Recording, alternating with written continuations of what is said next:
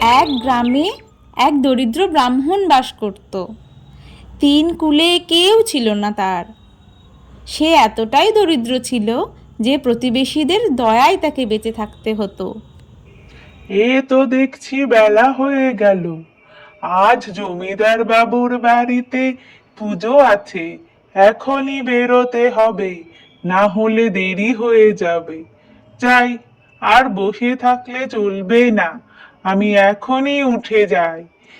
এই বলে সে তার বাড়ি থেকে জমিদার বাবুর বাড়ির উদ্দেশ্যে রওনা দিল। ও ঠাকুর মশাই, আপনি চলে এসেছেন? আমরা সবাই আপনার জন্যই অপেক্ষা করছিলাম। আচ্ছা আসুন তাহলে, এসে পুজোটা এবার সেরে ফেলুন।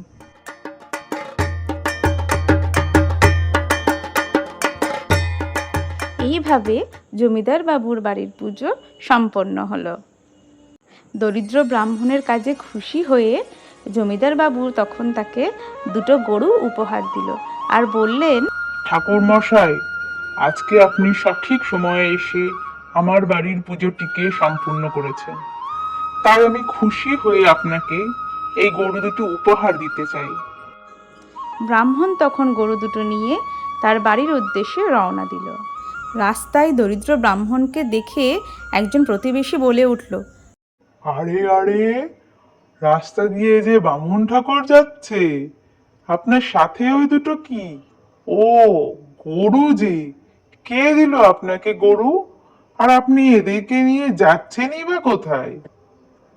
আমাকে এই গরু দুটো জমিদার বাবু খুশি হয়ে দিয়েছেন, কিন্তু আমি এটাই ভাবছি এদেরকে আমি কি খেতে দেব।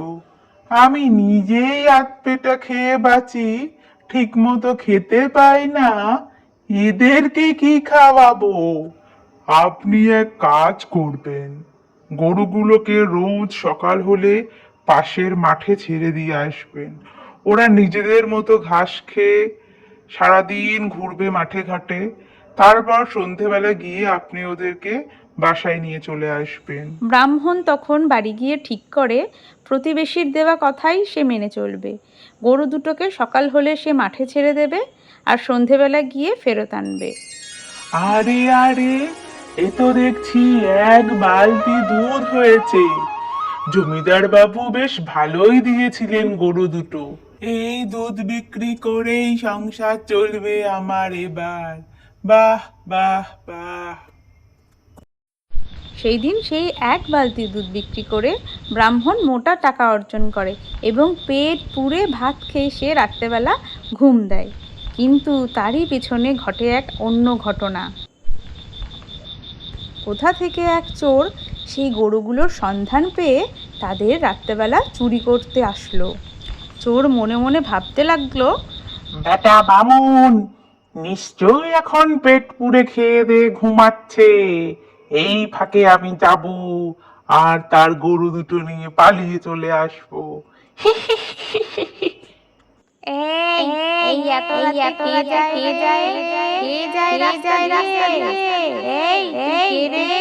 হঠাৎ করে বলে উঠল গাছে বসে থাকা এক শাকচুন্নি।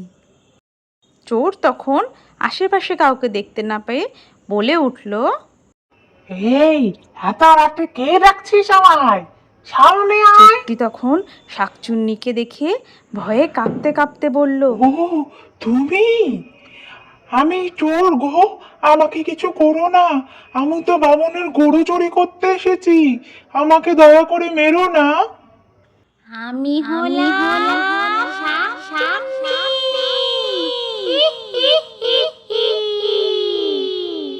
বামুনকে মেরে আজকে আমি আমার খিদে মেটাবো।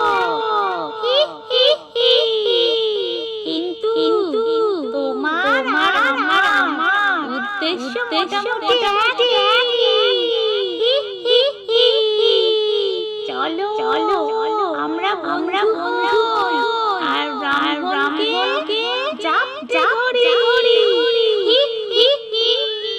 চোর তার কথায় রাজি হয়ে দুজনে এগিয়ে গেল উঠোনের দিকে। শোনো ভাই, আমি ব্রাহ্মণকে খাবো না হলে গরু চুরি করতে গিয়ে গরুর ডাকে ঘুম ভেঙে যাবে তখন আমার উদ্দেশ্য মাঠে মারা যাবে।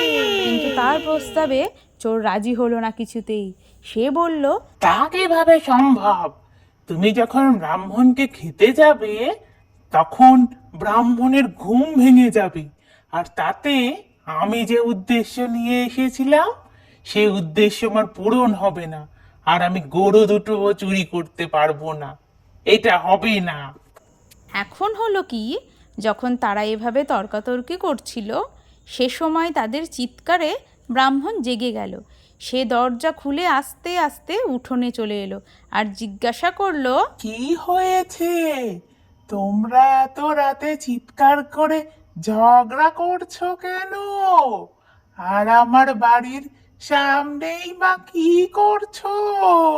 চোর তখন বলল, শোনো বামুন, এ হচ্ছে শাকচুন্নি, এ তোমাকে খেতে এসেছে। শাকচুন্নির উদ্দেশ্যের কথা যখন চোর প্রকাশ করে দিল তখন শাকচুন্নি বলল, শোনো মামুন ঠাকুর, ও একটা চোর, ও তোমার দুধের গরু চুরি করতে এসেছে। এইসব কথা শুনে বামুনের তো মাথায় হাত। সে মনে মনে চিন্তা করতে লাগলো কি করে এখন রক্ষা পাবে, এবং সে মনে মনে ইষ্টমন্ত্র জপ করতে লাগলো। মন্ত্র শাকচুন্নির কানে যেতেই শাকচুন্নি পড়ি কি মরি করে সেখান থেকে ছুটে পালিয়ে গেল। ও বাবা বাঁচা আমাকে, মরে গেলাম গো। আর বামুনের লাঠির ঘা খেয়ে চোর আর সেখানে দাঁড়িয়ে থাকতে পারলো না। সে বলল, রইলো তোমার গরু, আমি আগে প্রাণ বাঁচিয়ে পালাই। ওরে বাবা বলে গো! সে চোরও সেখান থেকে পালিয়ে চলে গেল।